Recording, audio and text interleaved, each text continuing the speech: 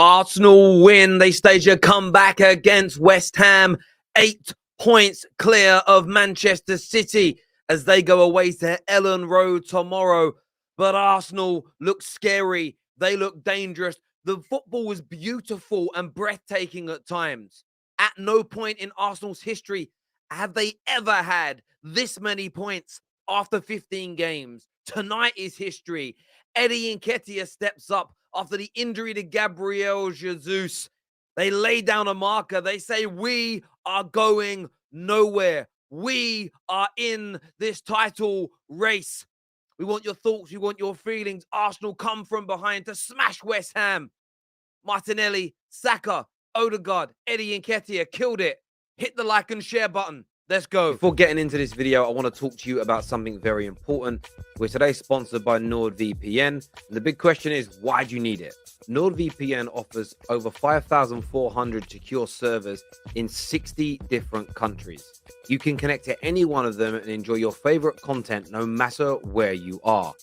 With one account, you can secure your data on up to 6 devices, including smartphones, computers, routers, and even your Amazon Fire Stick.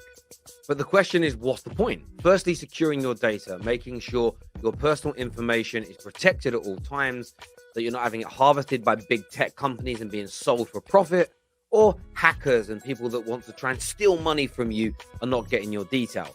Now, that stuff is pretty standard, but where the fun really kicks in and why I'm a big advocate of Nord is their ability to give you not just your own access to your content worldwide, but also the ability to save money when watching your favorite sports. As you can see on the screen now, using NordVPN, I'm able to use their server in Moldova. This enables me to be a member of Setanta Sport. And for just £2.99 British pounds per month, I'm able to watch every single Premier League game, all the Champions League matches, and much, much more, including the NFL and the UFC. So click on the link below, check out how much money you could save. Any more information you want, feel free to hit me up, drop me a DM or a message. But protect your data online now with NordVPN and start saving yourself some money. Now smash the like and share button, enjoy the rest of the video, and we'll speak to you all soon. What an end to the festive fixtures today. There's many more to come. Of course, now a lot of people are talking the transfers as well. We may talk about later on in the show. The Terrace will make standalone videos because Gakpo is going to be a Liverpool player, according to this last-minute hijack from them. And I know everybody's massively excited about that. But, of course, these are match reactions. We're not going to, excuse the pun, hijack them. But Liverpool do it 3 windows running. Tottenham with Luis Diaz, Man United with Darwin Núñez, and now Man United again with Gakpo. The deal was on. It was green ticked. It was all about to be complete. Even Fabrizio himself this morning, I think, said that it's just down to Man United to put the bid in and get it agreed. And out of nowhere, Liverpool sweep in. We may talk about that all a little bit later. The Mudryk deal is going ahead with Arsenal, João Felix and Chelsea. All that's to come later on the Football Terrace. But we're here reacting to the match right now. The match reaction and fan highlight shows. We want to know what your thoughts and feelings are on the game today. But listen, you have to credit Arsenal hugely. You know, West Ham, take nothing away from Arsenal. West Ham are not very good. They're relegation side this year. I think they've only scored 4 away goals all season. It's been over 100 years since they've kept a clean sheet on Boxing Day. The odds were against them. But Arsenal faced some turmoil today. Gabriel Jesus is out injured. Can they withstand this?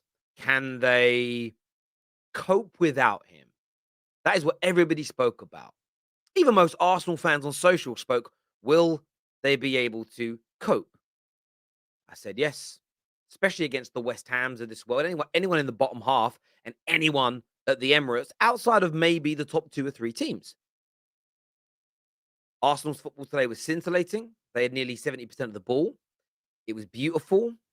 They created abundance of chances. They just conceded a sloppy goal against the run of play. Slightly pulled out of position. Saliba being forced into a slide tackle. That gave away an absolute stonewall penalty. Stonewall, no debate.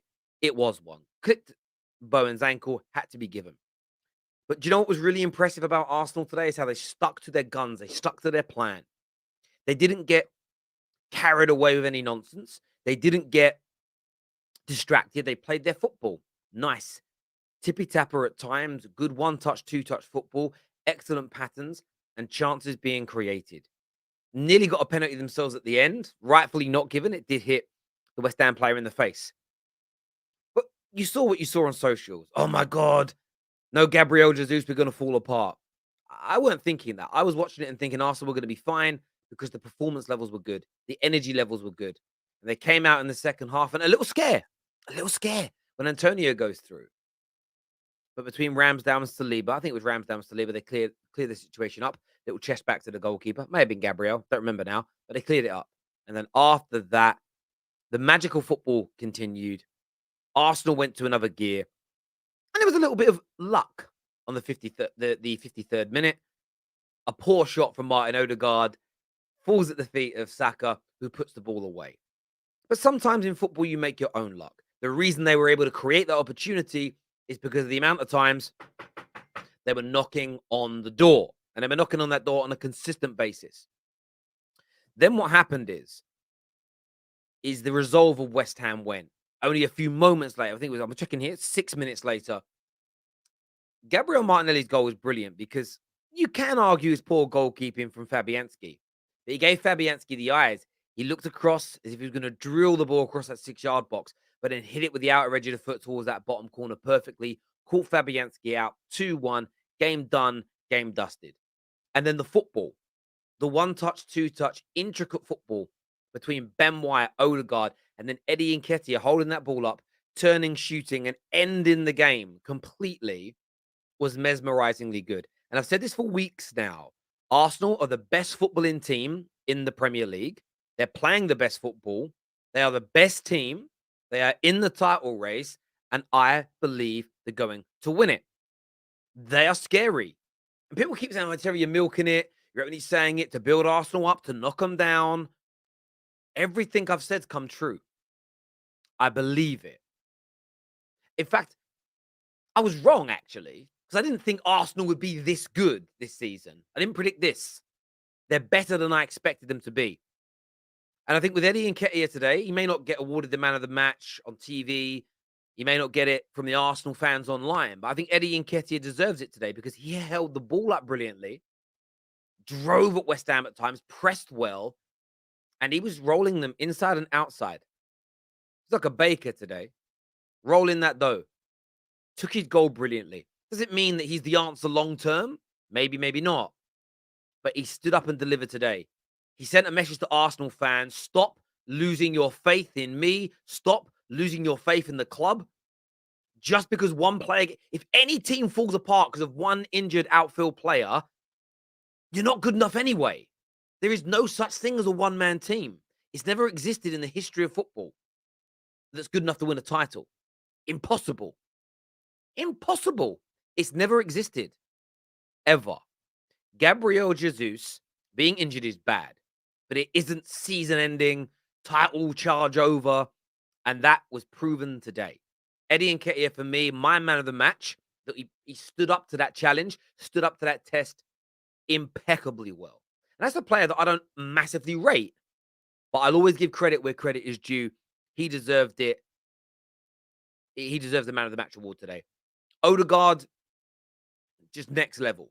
Next level performance today. I can't wait to cook Lee Gunner about him. Bukayo Saka, been telling everyone about this guy for, in my opinion, on this guy for years. Sensational. Arsenal have to, me and Jess were talking about this in Doha on the show, about his new deal. You've got to make him one of the highest paid players in the country. You have to pay him what he is. And that is one of the best inside forwards in world football. Delivered again today. Defensively, actually really good for the vast majority of the game. Saliba made a mistake, but he's young. But I want to speak about Ben White quickly. Because Ben White at right back, listen, all how the defensive right backs, or the inverted, I don't know what you call him anymore, inverted. Whatever he does, he's great at it. Like, Ben White is legit. He doesn't really look like a footballer. You know, he doesn't act like a footballer, but he is one. And I kind of like that about him. Sensational today, Ben White. But overall, it was an absolute spellbindingly good performance from Arsenal. Yes, there were 7 points clear, so all your title says 8 points. I don't think Newcastle were in a title race, So I'm talking about your nearest title contenders, Man City, 8 points clear. And in the build-up to this game, all we heard is, oh, are Arsenal going to miss Gabriel Jesus? Are Arsenal going to fall behind? What wasn't discussed by anybody is what kind of pressure will City be under tomorrow now that they are 8 points behind. It's massive. They already know Arsenal will win in the league the same as I do. I'll tell you why Arsenal are going to win the league. One, only 2 teams in the history of top-flight English football have not won the league from this point in terms of this many points or more after 15 games. Ron Atkinson in the 80s did it, and there was another team I heard the commentator say. So only 2 teams in like 130 years haven't won the league from this point. And Arsenal, after 15 games, have never had 40 points or more. Ever. This is the best start to a league campaign in the history of Arsenal Football Club. And they ain't letting up. And at the same time, you've got a man like Mudryk sitting there in a hotel somewhere watching the Arsenal game, about to fly to London to sign a deal. Arsenal fans should be excited. Arsenal fans should be enjoying this. You're scary good on the football pitch. You're buying more players early January. Your best attacker on paper goes out injured. Eddie steps up seamlessly. There's a togetherness like I haven't seen at Arsenal since the Invincible season. The connection between the fans and the players and the club is astronomically good. You feel it. It's palpable. And I'm not going to lie. I'm jealous. Legitimately jealous. But the best way to handle jealousy is to admit you're jealous. Say how good it is because you feel better. It's therapeutic. The same as I'm going to say well done to Liverpool for hijacking Gakpo. I'm not going to change my mind and go, he's not that good. Or, good riddance. I think we're avoiding a bullet here. I'm going to say as I feel, and that's damn, they've done it again to us. I'm nothing but honest. The irony is there's not very many honest content creators, so when the honest ones always get shot down as being dishonest, which is kind of hella weird. But that's just my take on it. But Arsenal, again today, I was sitting here watching it. And she's panicking. She's not eating the chocolate log, Christmas log. I don't think she'd never had that before. She's just sitting there panicking. I'm like, I don't even get why she's. I'm not even poking fun. She's a gooner, so I get why she feels nervous. But I'm just watching it, and I'm like, game's in the bag. You can see it. As a rival, it was just an obvious win today, a common W as far as I'm concerned. Arsenal will fall apart. I'm telling you, but people have been saying this about Arsenal for weeks now. When are they falling apart? When they've played someone, they're 15 games in. They're definitely making the Champions League. They're in this title race. And it's just my belief I think they'll win it. And if they don't win it, it's going to be by a handful of points. The whole falling off thing, they're 8 points clear. You really think as of today, there's going to be like a 20, 25 point swing? Because to drop off would mean finishing 15 plus points behind City. So you're telling me there's going to be a 23 point swing? Come on now. That just isn't happening. That isn't happening. Terry, more a rival. I am a rival. Don't get it twisted. I don't want Arsenal to win. But my job is to call things as I see them. And on the terrace, I've never called things biasly. The only time I get called bias is when I give answers people don't like. But when Liverpool were the best team in the world, I said they were the best team in the world. When City are the best team in the world, I say they're the best team in the world. When Messi achieves an accolade in the game that I said would make him the GOAT, and he achieves it, I call him the GOAT. I am nothing but consistent. I am nothing but professional, and I am nothing but honest when it comes to my footballing opinion. Always have been, always will be. And if you can catch me out, told you there's 20 grand and I'll pay your mortgage for a year. But you'll never be able to do it because I just don't put myself in that position. Ever. Thoughts on Man United moving slow in the market? It's not a good look. Let's wait and see what happens.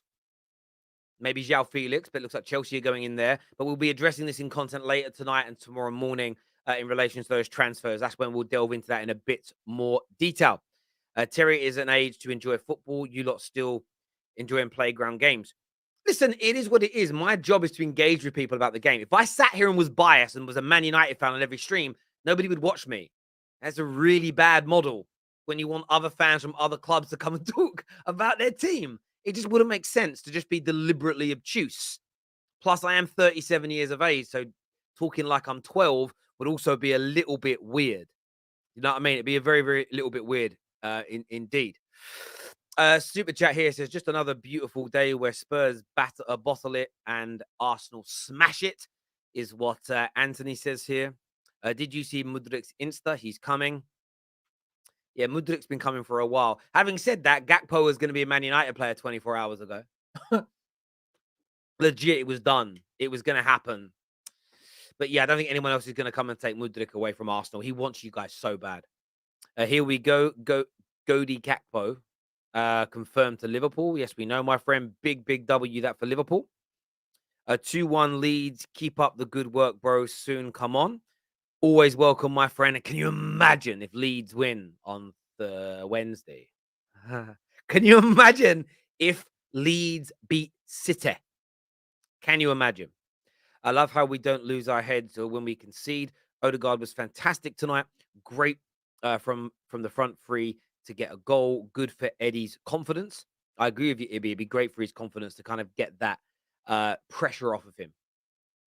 I'm boiling, Terry. How the hell can we how they accept 37 million when they've been demanding 45 to 55 million straight up? This PSV is being bitter towards the former Ajax manager. No, it's not that at all. This is the Glazonomic issue. We have briefed the press that they wanted 45, 55 million. That's now been proven to be a lie. The Glazers didn't want to spend the money. We're trying to get it down further, and they've been caught with their pants down. Same with Tottenham with Diaz last year. If they would have just paid the asking price instead of spending 4 weeks trying to get it down, they would have got the deal done before Liverpool swept in. This is all on the way Man United are run. Always has been, always will be. There's no way they let Liverpool take him at 37 million, but want 55 million from us. It just doesn't work that way. Because PSV are desperate for money. They're in financial difficulties. This is just Liverpool being a better run club, and better run clubs always prevail. Always have, always will. History of sport there, my friend. Started Martinelli and Jesus, now Saka and Odegaard. Real team is what Rob the Knob says. Best bet builder ever. All games predicted correct. Pussied out of the Arsenal game and cashed out fast, but made £550 off of £1. Happy Boxing Day.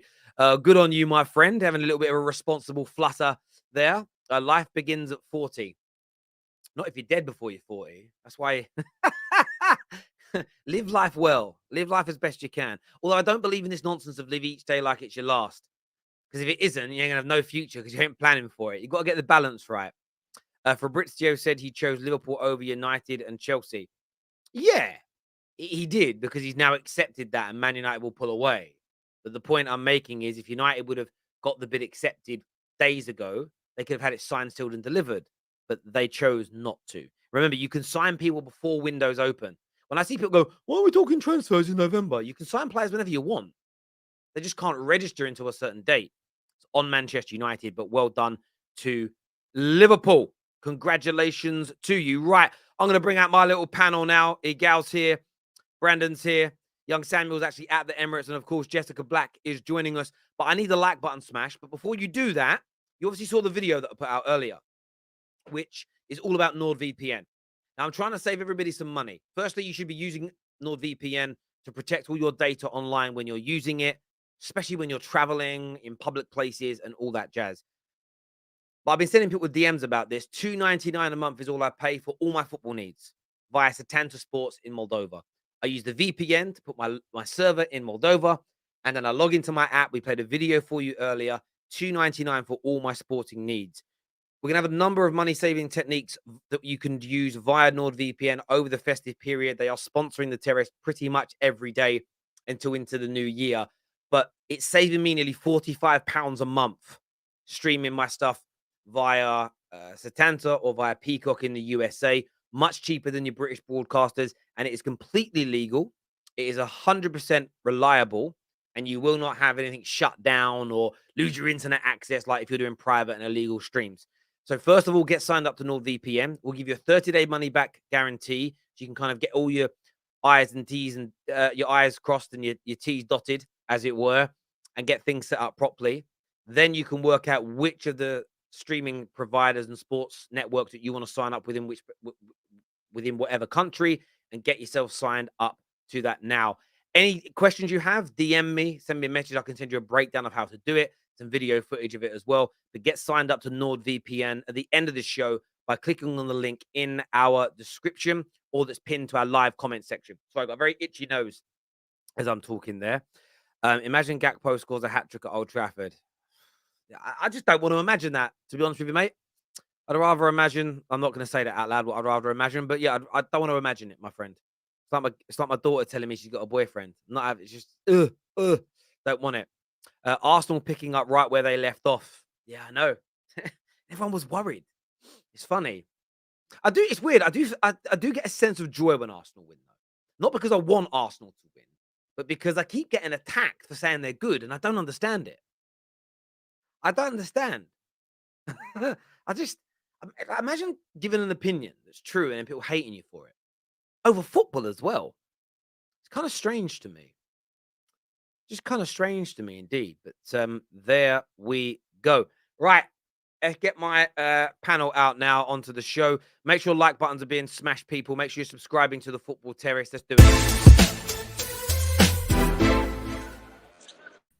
Welcome back, all of you. I've got you on mute, by the way, Sam, because I know it's going to be noisy where you are. Congratulations on the win, Jess. Give me your thoughts and give me your feelings. Top of the league, 8 points clear of Manchester City. Eddie Nketiah delivering. Talk to me. Yeah, I'd forgotten what it felt like to watch Arsenal play. It was like, oh, this feeling again. But yeah, what a game. I think, there was definitely some rustiness in the beginning of the game, but the boys pulled through. And I think we're seeing the team kind of gain that experience of knowing how to come back and deal with adversity and things like that. You don't have one of your best players, you go down a goal and you still come back and win 3-1. And I mean, this is a totally different team than what we saw last season that could not come back from a goal down, right? So there's definitely some nervousness there, but I think we need to back them a little bit more. In regards to Eddie Nketiah, I think I said on one of the last shows is that of course he's not the answer long term, but you can't really deny that when he does play with the first team, he tends to get goals. And he did that today. He finally got a goal after, I think the first half he was okay, and then the second half he kind of came alive, and the team kind of came alive in that second half. So, I mean, I'm ecstatic. I think we definitely needed those 3 points because going into these next couple of games, it's more difficult opposition. But man, watching Arsenal is definitely it's a lot. But I just want to say some quick thing, yeah. Arsene Wenger, welcome back, yeah. You were missed here, and you'll always be welcome at the Emirates Stadium. I gotta be quick because I'm freezing my ass off here. But listen, 1-0 down, no one panicked. Everyone got behind the team. The only moment was about the penalty. I haven't seen the replay, but initially I thought it was a penalty. But we can't more now because we got the 3 points, Terry. I gotta say Eddie Nketiah, he's been getting a lot of haters, but today this guy stepped up. I mean, that finish today, that flick and turn was. I'm sorry, that was magnificent, right? He is a worthy backup striker. Maybe for the time being, he is worthy to be with us. He showed it today. He hasn't put a foot wrong all season, so he deserves all our support. And obviously, I've just opened social media and Mikhailo Mudryk, I've seen his Instagram story. This guy's posting every single Arsenal goal. So Arsenal, next week, Newcastle, when we're back here against Newcastle, I want to see you on the bench, okay? But all in all, listen, there's not one bad player. Like someone said in the comments, we picked up where we left off. No one put a foot wrong today. I can't name one player that was bad. I literally can't. Even when we went 1-0 down, everyone was still playing so well. We got lucky to go 1-0 down. I thought it was a soft penalty, but Terry, I can't complain. We're top of the league. Stan Kroenke was here today as well. So Stan Kroenke, please give us more money. We're top of the league, Terry, and this is what I believe. I bet you do, Sam. Listen, enjoy yourself, mate. I know you're cold and do what you got to do. I mean, first of all, on the penalty, yes, it was a penalty. I mean, I saw a lot of people, Arsenal fans, tweeting me going, "Nah, it was soft. He didn't really touch him. It was a pen." But I suppose it's academic now. Would you say, Gal? Yeah, it's a penalty, but regardless, I didn't even care. Honestly, we immediately when we went the goal down, I was like, this West Ham team's not really offering much. They scored the penalty. It was a poor first half. Second half, we get a goal, floodgates open up, and we're going to win. And that's how I felt. I genuinely felt like that this whole time. I was calm. I was cool. At halftime, a lot of people were giving Eddie Nketiah a lot of stick. I was never giving him stick. I always felt like he was gonna get something out of this game. He was leaving with something because he was just working his ass off. And when it comes down to Bukayo Saka, Martinelli, they were a little bit predictable in the first half. I felt like our whole play was a little bit predictable. We changed it up a little bit in the second half. Martin Odegaard was sublime this whole game. He was fantastic. I felt like he was the standout for me, Terry. I know you're saying Eddie Nketiah was a man of the match for you, but for me, Martin Odegaard was the guy who's running the strings this whole show. He was taking people's souls out there. That's what he was doing. And this Arsenal team, people, every time you look at this team and they go behind or they have a situation of adversity, we find solutions. And that's what great teams do. And I just hope that we keep it up. I genuinely believe this team is on the right track of doing something special this season. And I just can't wait to see the fruits of the labors at the end of the season. And when you say on the edge of doing something special, I mean, on the cusp, not on the edge, on the cusp. No, I get that, right? What I'm saying to you, I'm asking you a question. So Wenger never had this many points after 15 games, and only 2 teams in the history of English football have not won the league from this point. You must have a huge amount of belief that you can win the league from now. I do, 100%. I fully believe it. Before it was a thing where I was being cautious, I was being apprehensive. I fully believe this team is capable of winning the league. It's just, are we going to find hiccups, and how are we going to deal with those hiccups? Jesus gets injured. We now first game back, we find a solution. We now have to continue to do this for the next 4 games. And I genuinely do believe when Jesus returns, if we still have a lead on Man City, they're in big trouble. They're not catching us. If Jesus and we get signings in like Michaela Modric and our players come back fully fit, and we're still ahead of you, I'm sorry. There's no way they're catching us at that point. But right now, everyone can say, oh, because we have injuries or other things. I'm not looking at that. I'm taking it game by game. I'm looking at our team and how we're performing. And I'm saying, you know what? This is actually sustainable. We can continue to do this. And with our upcoming fixtures, I back us versus all of them. Brighton, I back us versus all these teams. Away from home, it doesn't matter. I generally feel like we perform the same way. We keep up the same level of intensity and consistency throughout our performances. We're going to win. And I can't see us dropping points. Just like how when we were bad, I couldn't see us win games. Right now, I can't see us dropping points. Listen, I think a lot of people would agree with you. I mean, Jess, it's another big hurdle out the way, as you said earlier and alluded to before. Samuel jumped in with the Gabriel Jesus injury. This is going to be the moment that Arsenal step up. The World Cup. It's another win. You then go away to Brighton, which is tough. And then you have 3 massive games at home to Newcastle, away to Tottenham, at home to Manchester United. You must be filled with so much confidence, because if you can get through these next 4 games with, let's just say 9 points. Let's throw that out there and say you'd want 12, but 9 points. I mean, surely you're going to be in a position there where you're not uncatchable, but you're by far and away the best team in the country by then. Yeah, I mean, I feel a lot more confident now that I've seen them play without Gabriel Jesus. I had a feeling that we'd be okay, but sometimes you have to see it to actually believe it, right? And so I think now that seeing the team can persevere without one of their best players, I'm like, okay, yeah, it can be done. The team still has to, perform, and it's going to be difficult going to away grounds. I mean, going away to Spurs is always terrible. Newcastle look like they can go to anybody's home ground and take points. So let's not act like it's going to be a walk in the park, but I think it's doable. We're going to drop points. Like, I know we're going to drop points, but it's just a matter of making sure that we stay ahead of Manchester City and keep the gap there. So yeah, I'm feeling confident, and it's all about when the player, whatever player we're bringing in January, making sure that they get in January 1. The faster that player gets in, the better off we'll be. And so Arsenal look like they've already put in a bid for Madrid, which for me seems like Arsenal are taking it really serious, because, you start negotiating now, potentially you can get him in the first week of January. So I'm feeling confident, but at the same time, it's one game at a time. Brighton are nothing to laugh at. Newcastle are nothing to laugh at. So it really is one game at a time. And I think after this run of games that you're talking about, Terry, where we finish off with Manchester United, I think at home, I think we'll know a little bit more about where we actually are. But so far, so good. You know what? I just want to say one more thing on that.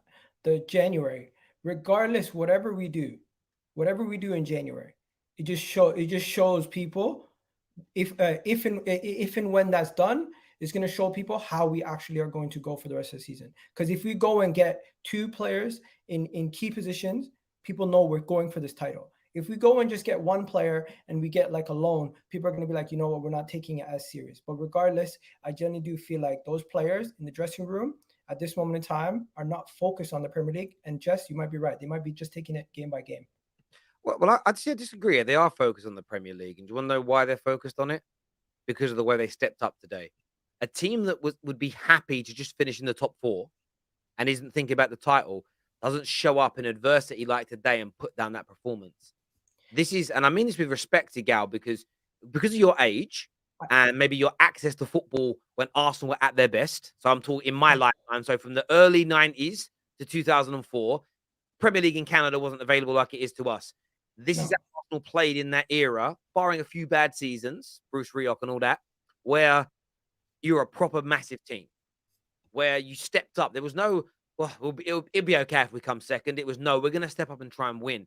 And your players did that today. Now, I understand the notion of taking it game by game and not, you don't want to start practicing for the Man United game before you played Newcastle and Brighton. But you go into every game and it's, we must win because we are going to try and win this league title. And I think your players believe that's why you've got the highest points total in the history of your football club after 15 games. It's impossible to do that and not believe that you can win the league. I just don't see how you can achieve what you've done by not believing you're in the title race or not believing you can win it. There's a difference between we think we will and we can do something. Your team has got so much belief, so much togetherness, so much hunger, so much fight, so much passion towards achieving something. And that there's only one thing to achieve when you're the club the size of Arsenal, and that's winning the league. And that is why I see you as scary, because you've got the bit back between your teeth. And so many people that tell me I'm wrong for saying it, I don't care who they are. Most of them are at 25 years old and younger. They don't remember Arsenal when they were scary. Arsenal, when they're good, are petrifying. You're petrifying. And everyone, oh, no, you're not. You are. No one wanted to play Arsenal when I was a kid. No one did. Terry, we're still the youngest team in this league. This is not our finished article. We're only getting better. That's why people should be scared. But when it comes to this season, let's be honest. When it comes to this season, if we win the league this season, going forward, people are going to be shaking in their boots. That's the reality. Because this is not even our finished form. This is a bunch of 23-year-olds and a 25-year-olds put together last season. Imagine when they have a full season under their belt working together. It's crazy. I hear you on that. We're joined now by Stan, aka Eminem. What you saying about today, my friend? I mean, what a performance! What a win on Boxing Day. Especially as there's been no major shocks today. There's always that possibility you could be the one team. You went 1-0 down. You responded. How are you feeling after that result, Bran? First of all, evening everyone. I hope you've all had a good Christmas. Yeah, you're right, Terry. You're right. There's a lot of games being played today. No real shocks.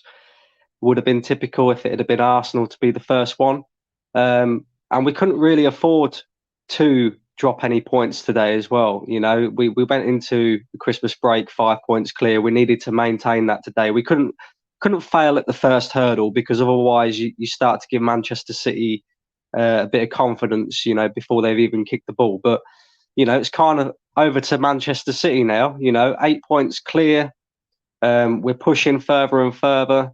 They've got to beat Leeds. I believe it's tomorrow, is it? Or is it Wednesday? So it puts pressure on them again. I thought the first half we weren't particularly great, but I just think that was rustiness. You could tell everybody's had a break. There's been players away at the World Cup.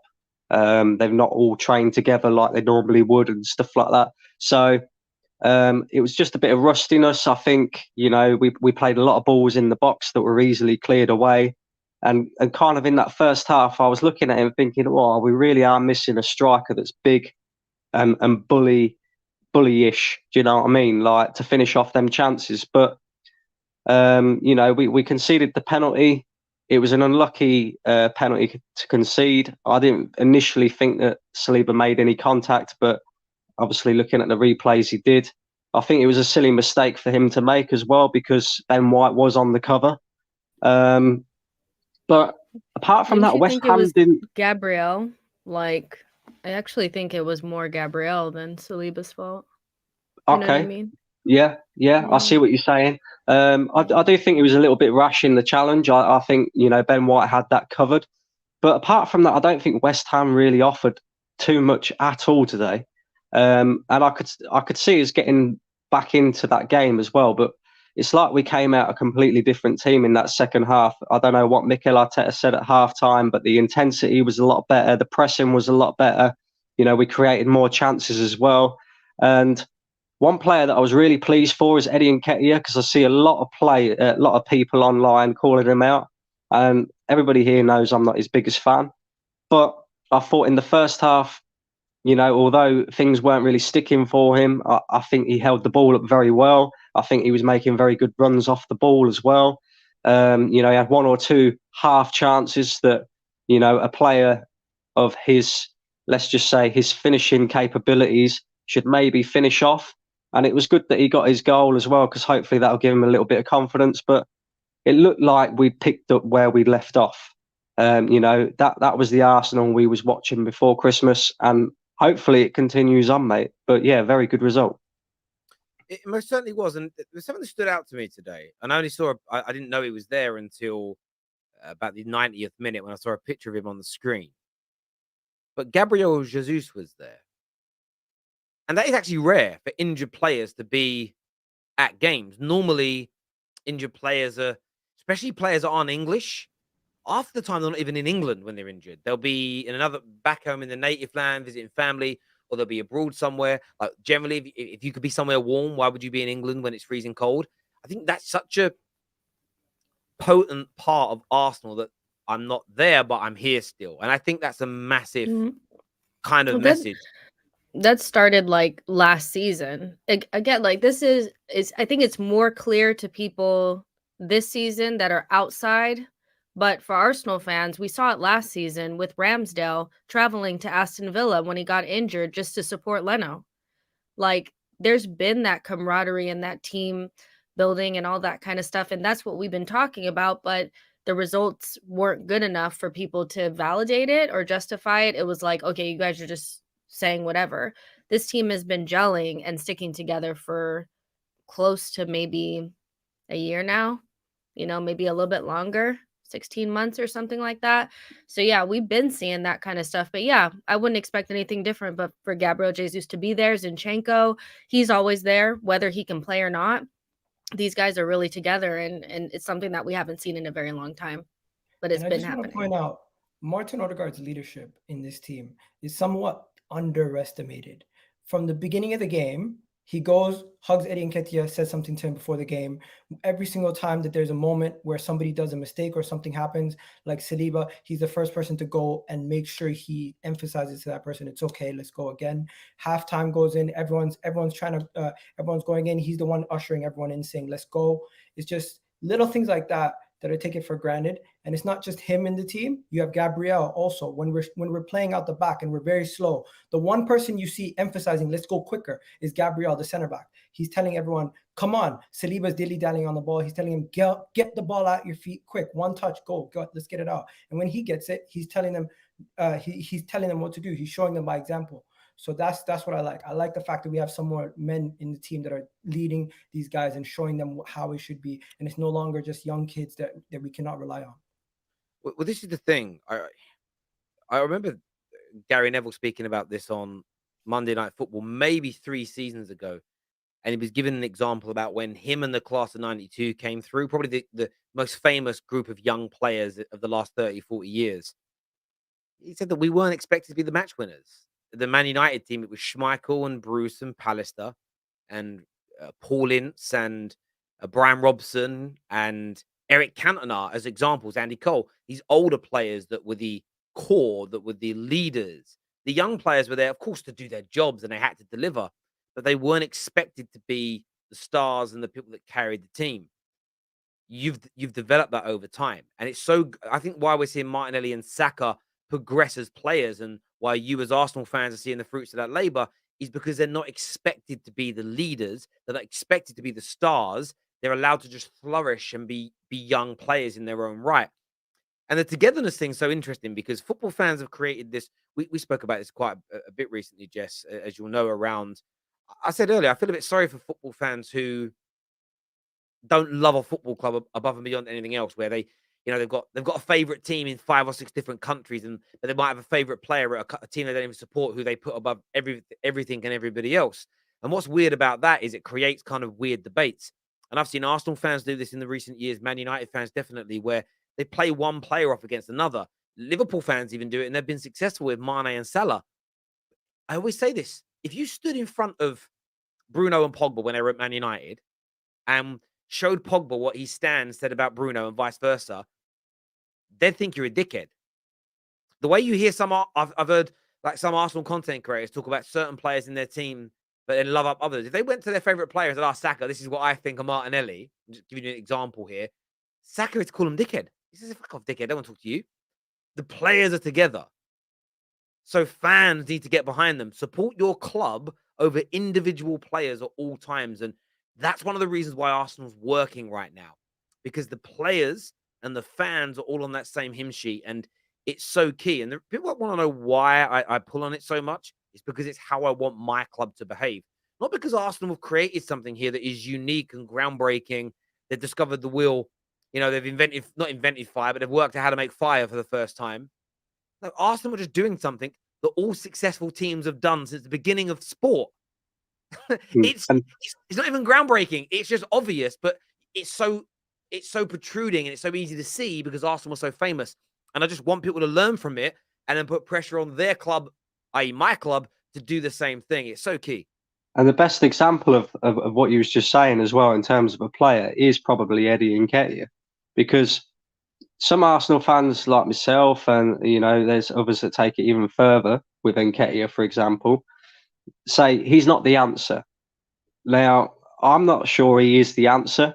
I don't think anybody is 200% sure that he is the answer. But right now, we have no reason not to trust Mikel Arteta and the board and the people doing the recruitment of the players. They're telling us that what they see behind the scenes with Eddie Nketiah and how hard he works, he deserves his opportunity, he deserves his place in this team. They're sticking by him. It's clear to see because we're not necessarily going for a striker in January. We're looking at Michaela Mudryk instead, who's more of a wide attacking player. And, why should we not trust Mikel Arteta and what they're doing at the moment? We have no reason. We're 8 points clear at the top of the league. Everything that he's done so far is working. So maybe us as fans need to take that a little bit and say, well, maybe it's time we trust this team and we trust this manager a little bit more. I think you're speaking to yourself, my guy, but I like it. Yeah. You know what? I think it was so. Go ahead. Sorry, Jay. You say that, Igal, but it was only this time last year you were calling for Arteta to be sacked. Yeah, but also just like Jess, just like everybody else here, we've seen moments where we criticized the manager, and you know what? We thought he was close to being gone. Everyone did. Even some of the biggest Arteta inners would tell you that at one point or another they thought it was unrepairable. That is and I understand that. I'm just saying you're kind of like having. I know it's only jokingly, but we all do it. Like, I'll give you an example. When you signed Odegaard was the one signing you guys have made in the last 2 years, but I was like, not sure about that one, and he's been great. And you just put your hands up, and this is a crazy thing. We all get things wrong. What I don't think people like, and this isn't you, Igal, you don't really do this, is when people get it wrong, instead of going, do you know what? Yeah, I got that one wrong. He's a lot better than I thought, or he's not as good as I thought he was going to be. They try and like finesse it, or they hang on to that agenda and they don't let it go. It's a crazy one for me. Like, there's still people that say that Tomiyasu's not very good, and I'm like, come on, Tomiyasu's proven that he's a good player now. Let it go. Do you know what I mean? And kind of move on from there. But sorry, Jess, you were going to say something. Sorry. I low-key forgot what I was gonna say. So. Sorry, Yeah. we'll do some of these super chats here. Arsenal picking up where they left off. Sorry, we already had that one. James Craig says, happy holidays and a happy new year to you. Going to see Arsenal play at the Emirates against Newcastle, and I cannot wait. I mean, that's a massive game. I mean, Brighton's next, but versus Newcastle, I mean, it's huge from a point of view, like, if they were to win, like, suddenly you could even argue that they'd be gaining in on this title race. Like, it'd be crazy. It'd be crazy. I mean, they'd go 4 points behind you, and no one thought Newcastle were doing that. Yeah, Newcastle-Arsenal is such a massive game. It's crazy. I can't wait for it. Respect to Newcastle, but if I get my tickets to that game, they're done for. Good luck, Charmy. To be honest, I think the real test will be in Feb with the Europa League and then playing Premier League games, is what Joe Williams has got to say. Arteta is crazy scary. Terry is right. Since watched as a kid, Arsenal always had teams shaking as we blew them away quickly. Yep. Jess has defo stolen this man's heart to have him talk about Arsenal in this way. Listen, that's from Winter. Now, Winter's a Spurs fan. The crazy part is, Winter, I would talk about this about any team that's brilliant because you just can't deny it. I don't know what to say. Like, I just can't deny it. Winter, it's got nothing to do with Jess. He's a secret Arsenal fan. We've said this on socials millions of times. Just believe it now. It is what it is. People are always trying to ask you guys a question. Do you think Eddie Nketiah, we kind of overdid the whole thing about Eddie Nketiah when we were talking about him after those Europa League games, because of the fact that, as Jess said earlier, and others have said before, he never really got an opportunity to play with the first team and get many minutes. When he did, if you guys don't know, last year when he got opportunity to play, only Cristiano Ronaldo had more goals than him in that time period where he started every game.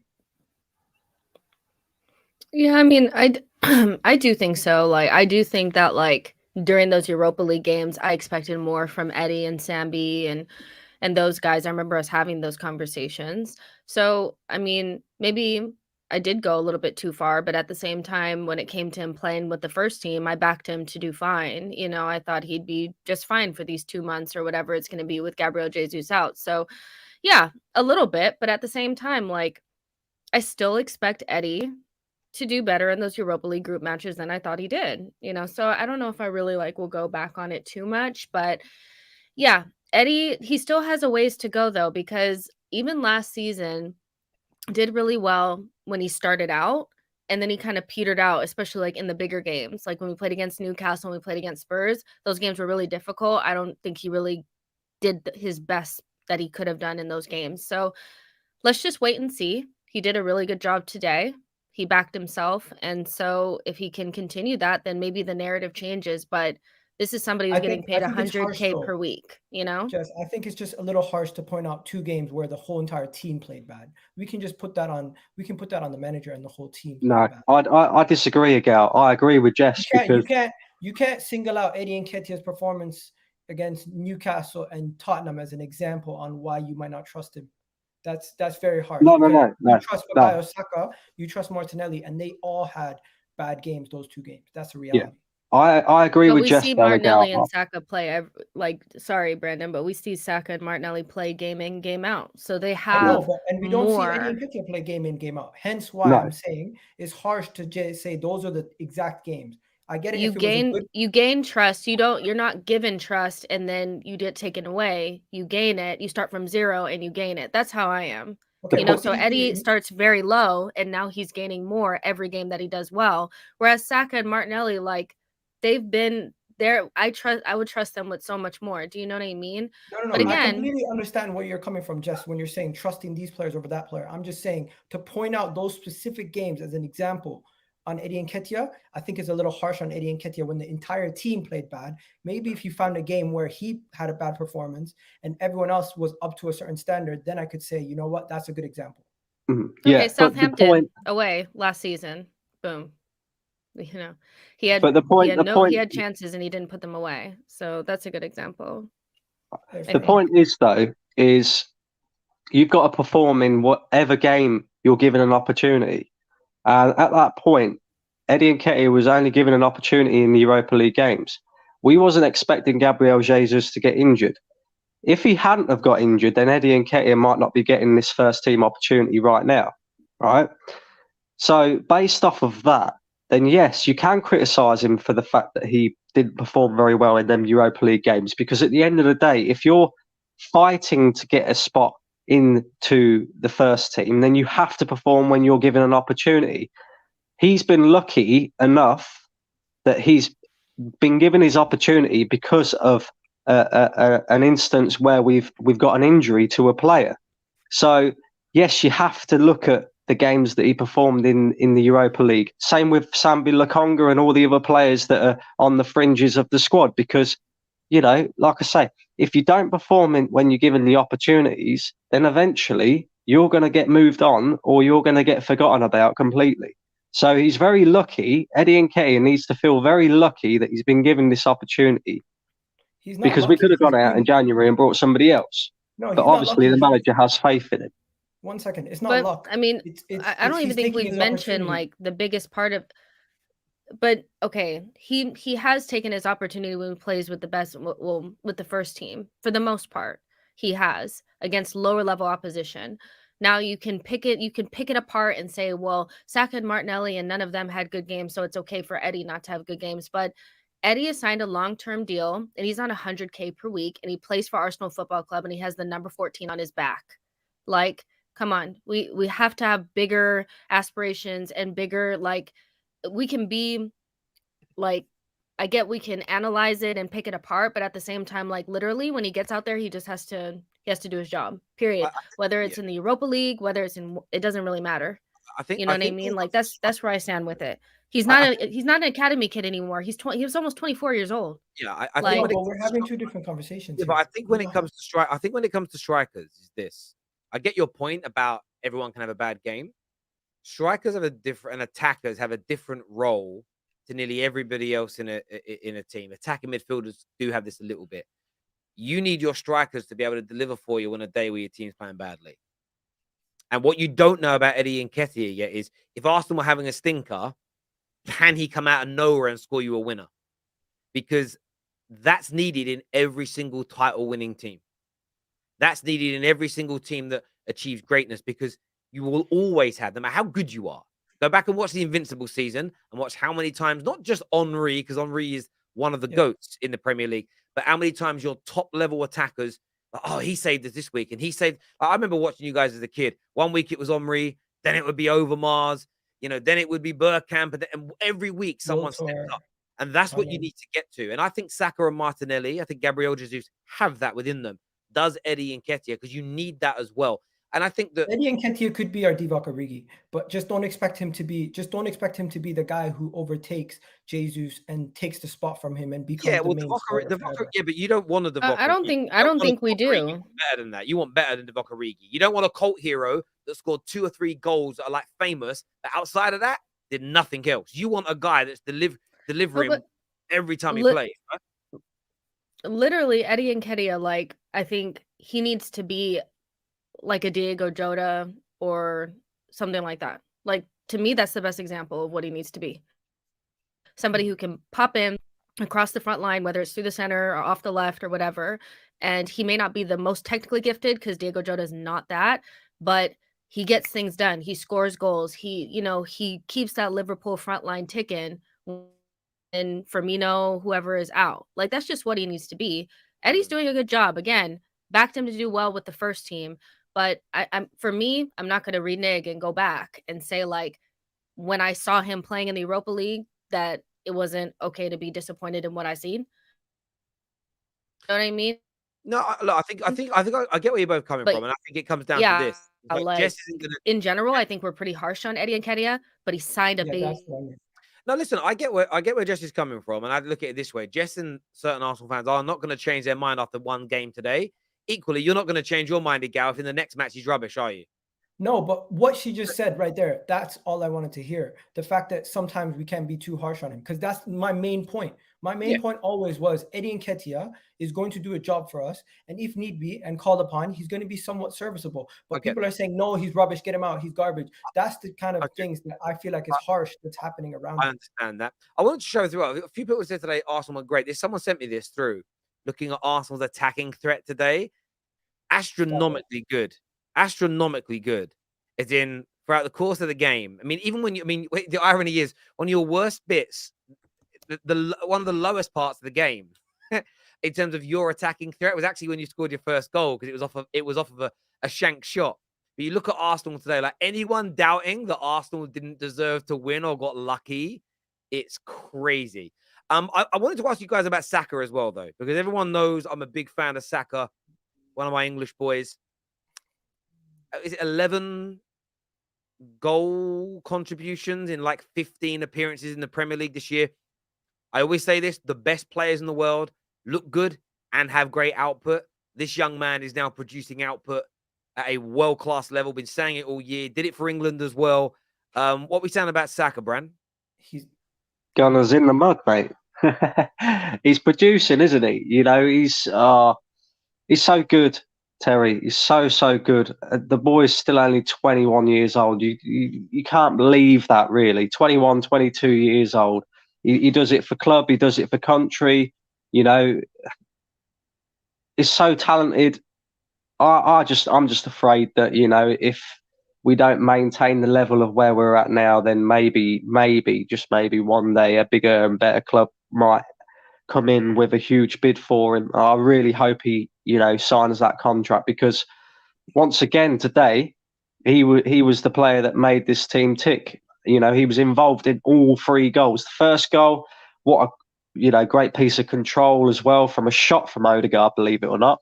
And you know, to keep his eyes on the goalkeeper and watch where he's going, and then place it in the other corner. I believe he won the ball back for the second and the third goal as well. You know, so he's doing all the work off the ball as well. He's a great player. He really is a great player, and we need to sign him up as soon as possible. He's not only a great player, he is gone to the level where he's now amongst the best players in world football in his position. Let's be honest. He is, if you want to say, top 5 in his position at this moment in time. Bukayo Saka has been producing for long enough, and he's been playing for long enough that everyone in world football respects him, to the point where you had people putting him in their all World Cup 11, like L'Equipe, and you had a Brazilian newspaper also doing the same thing. Everyone is now finding out how good this guy is on the world stage and at club level. And when he starts playing in the Champions League next year and potentially lifts his first Premier League trophy this season, people are now going to put that respect on his name. Until then, they're still going to call him the youngster, and we're going to always keep getting the questions if he's going to leave or he's not going to sign the contract. But I generally think Bukayo Saka is in the best place for his development and the best place to showcase his talents at this moment in time. Yeah, he's sensational. Yeah. You know, it's. So go on, Jay. Oh, go ahead.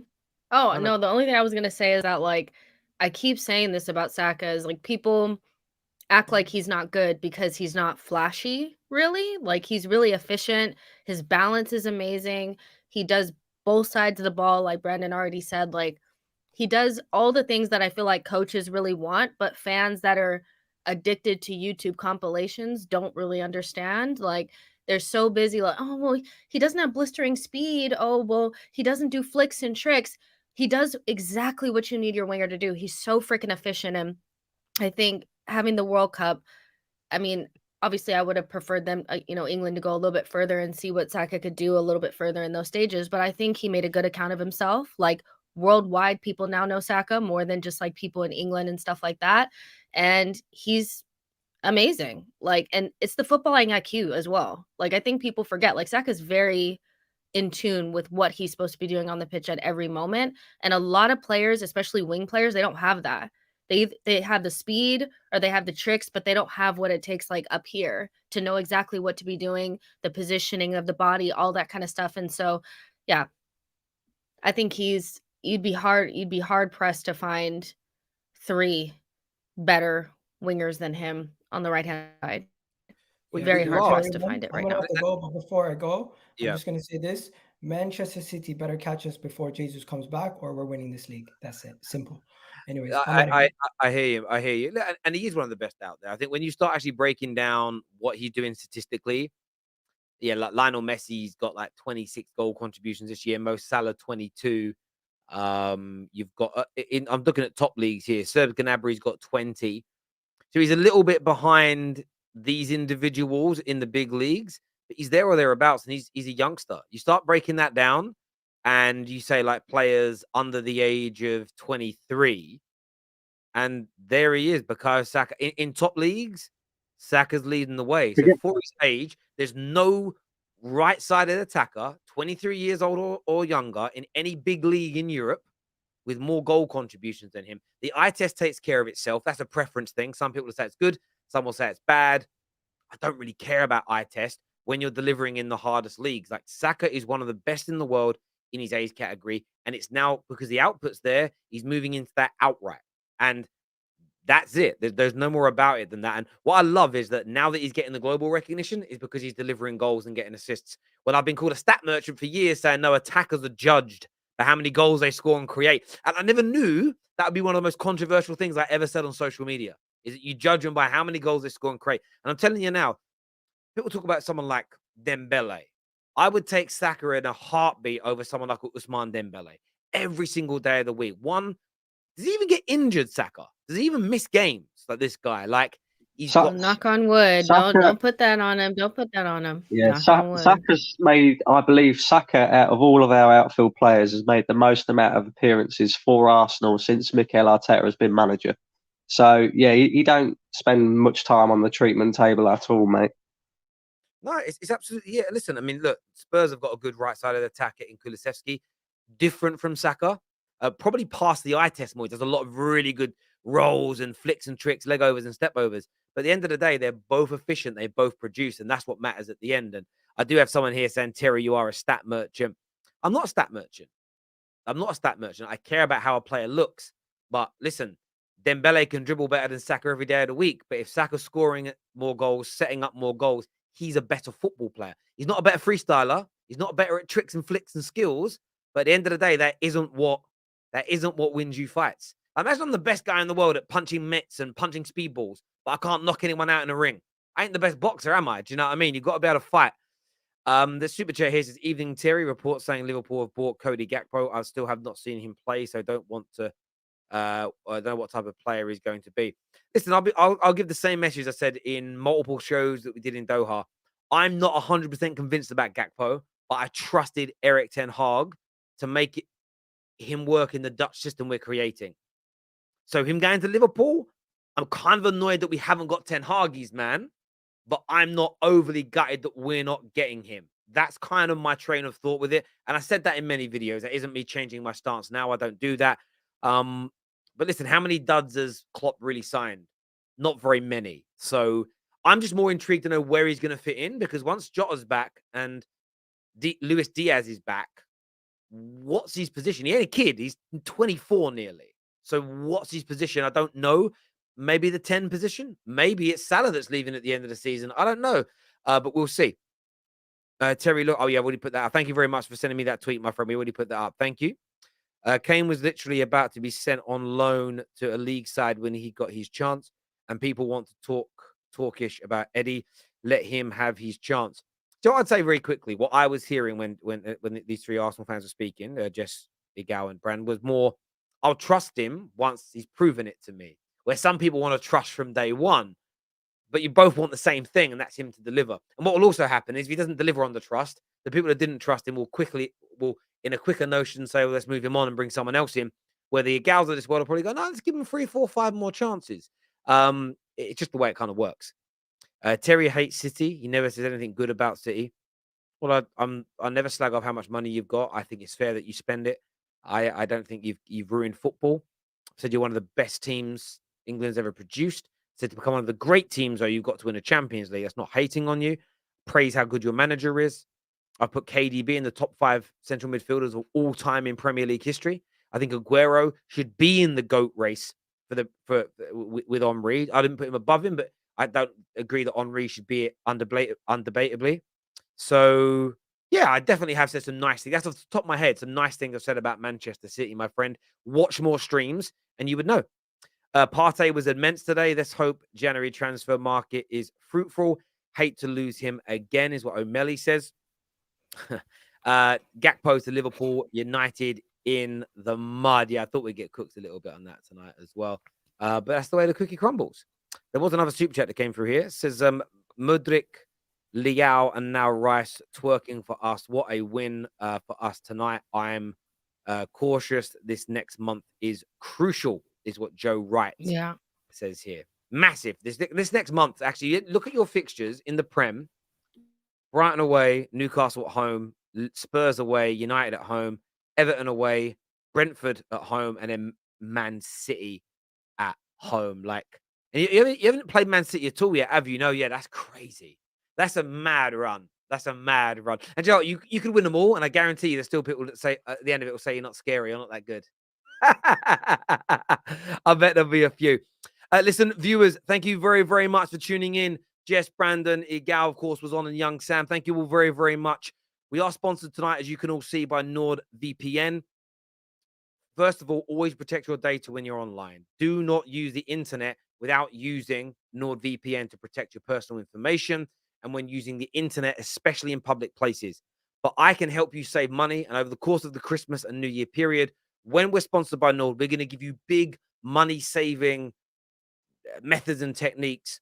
The first one will save you around £45 to £50 per month via NordVPN using one of their many, many servers across 60 countries around the world.